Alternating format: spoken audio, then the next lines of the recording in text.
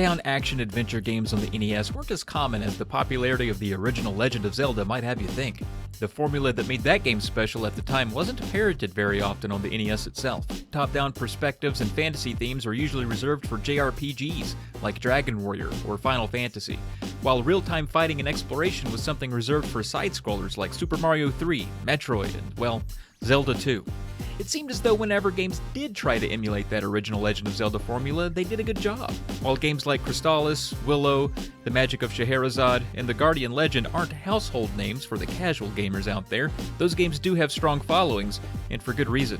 Two more games in this vein that check many of the boxes on the Zelda-like checklist are the ones we're covering today, StarTropics, and the frustratingly reverse-titled sequel, Zodas Revenge, StarTropics 2. Let's see what's up. Okay, so I gotta rescue my uncle, but I'm not too sure how to find him, so I go to this island, right?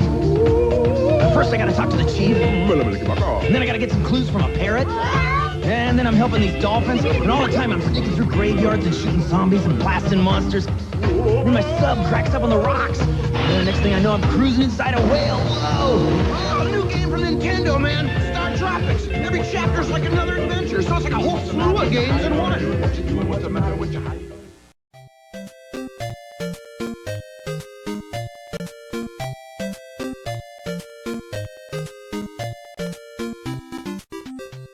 You're the young and adventurous Mike Jones, off to visit your archaeologist uncle Dr. Stephen Jones at his laboratory on the fictional Sea Island in the South Seas. The premise lacks some imagination out the gate. Mike and Steve Jones?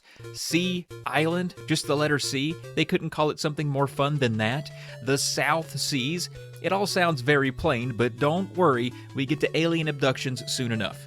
Like most games, StarTropics has a loop. Meet the townfolk, see what they want, go explore the nearby scary place, usually a cave, kill the bad thing in the scary place that the townfolk don't like, and then go back to the townfolk and get your reward.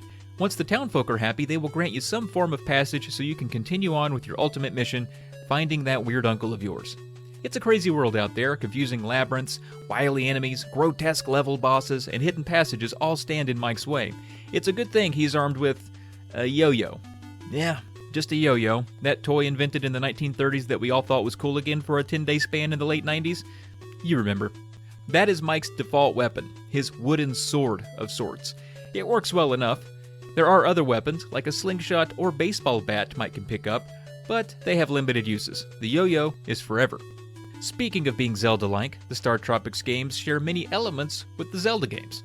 The health meter is made up of tiny red hearts that deplete as Mike takes damage, can be refilled with potions, and can be added onto by finding heart pieces.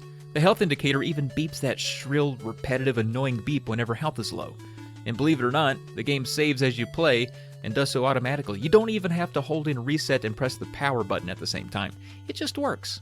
The biggest complaints this game gets centers on the movement and jumping, which are fair complaints in my opinion. While we're comparing StarTropics to Zelda, it's worth pointing out that Link can't jump at all. Other top-down action games, like Gremlins 2, for example, does allow for jumping, and success depends on it, but it was maybe a little too unrestricted. Mike's jumps in StarTropics are extremely restricted. He can only jump on the green blocks directly orthogonal to where he's standing. The green blocks are crucial, sometimes required, for getting through certain areas. Some serve as puzzle fodder, others hold secret buttons or power-ups, and some disappear, requiring you to be nimble. The issue is that the jumps always feel a little sticky. That goes part and parcel with Mike's movements in general. Everything feels sticky. He packs momentum, or rather requires it. Changing directions results in a slight delay as if Mike's feet are tires and he's spinning in mud. You do get used to it over time, but it often results in some frustration, especially early on when you're literally getting your legs under you. Fans of games from this era will appreciate its cryptic nature. There are hidden areas and dungeons and secret ways to kill bosses that might require some trial and error or a tip from the townspeople. The good news about committing errors is that if you die, you're returned to the last place the game saved, usually at the beginning of a dungeon, and some dungeons have checkpoints in the middle. And speaking of cryptic, players without the original manual will be hurting at a certain point in the game when you need to dip Uncle Steve's pack-in letter into water to unveil a code. Thankfully today we have the internet, but renting this back in the day likely left a lot of gamers stuck right in their mud-covered tracks if they didn't have that letter. Altogether, the game is not too punishing when you die, but it is hard, and you will die. Some of the difficult parts are due to Mike's gridlocked movements, and others because StarTropics is an NES game and that's just the way things were made. Back to the story, 15-year-old Mike leaves his home in Seattle, Washington via helicopter to go visit his uncle at his laboratory in the tropics per his uncle's request. Mike's adventures take him to some fun-sounding towns like Coral Cola, and it's not long before he reaches an island and finds a message in a bottle from his uncle that says he's been abducted by aliens. What are the chances of that?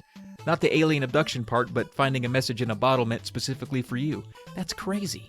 Anyway, Mike gets on a submarine and is eventually swallowed by a whale, where he meets his uncle's assistant who confirms that yes, Dr. Jones was abducted by aliens. What are the chances of that? Not the alien abduction part, but being swallowed by a whale and finding one of your uncle's assistants was also swallowed by that same whale. That's crazy. So yeah, the narrative of this one is a fun ride that takes Mike all over the place and has a self-aware sense of humor. If you can get past the way Mike controls, you're in for a good time.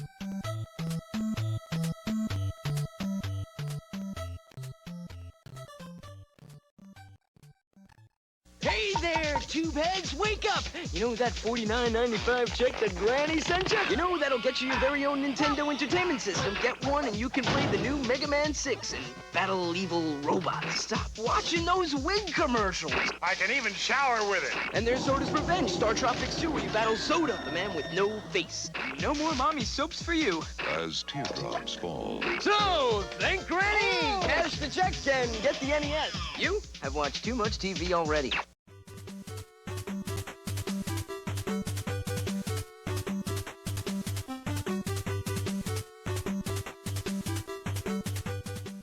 Zodas Revenge looks and feels highly familiar to its predecessor in terms of presentation and playstyle.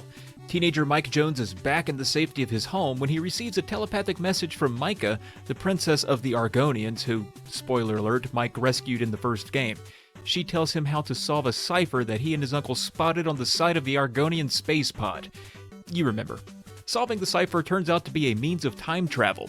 Mike is then flung into the past, arriving in the Stone Age, and our gameplay loop from the first game is reintroduced. Meet some town folk, or village folk in this case, see how you can help them out, and then be rewarded with a tetrad, or weirdly shaped block. Mike has to travel to all different corners of the world throughout time and retrieve the tetrads. Ancient Egypt, the Middle Ages, the Renaissance period, and more.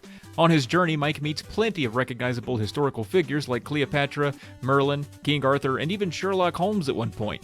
The titular tropics are less relevant here. This is a Bill and Ted style excellent adventure kind of story, and we're going to be drifting away from the equator a bit. 3 years removed from the first game, and Mike has finally kicked his yo-yo phase. He now uses weapons relevant to the time and place he's in, like Cleopatra's bronze dagger or a psychic shockwave he learns from Merlin. There's a little more visual polish here. After all, this game was developed by Nintendo and released in 1994, extremely late in the NES's lifespan, so you'd expect a fair amount of quality here, and you get it. Improvements to the first are more obvious with Mike's movement. He's no longer gridlocked, which makes the game feel more free to move around in. Mike also looks like Elvis now, which may explain all the smooth moving he's suddenly capable of. All the tweaks made to the visuals and gameplay are just enough to enhance what the first game established and doesn't shake up the foundation too much. The puzzles, dungeons, tone, and writing feel consistent between the two, making this a truly compelling sequel. Even with the upgrades, the game retains the difficulty of the first, if not increasing it some. Now that movement is more free and less gridlocked, aiming shots at enemies or jumping on platforms is more challenging. Despite this, the game still has your back with routine autosaves and checkpoints. It's worth noting that both StarTropics games have good sound design and soundtracks that manage not to be grating, given how much you have to hear them repeat. It falls well short of the iconic sound and music design that something like Zelda has, but what it does have doesn't hurt the experience. In all, Zodas Revenge is a great time and a decent challenge for NES enthusiasts, as well as anyone looking for a game that shares some DNA with the original Zelda.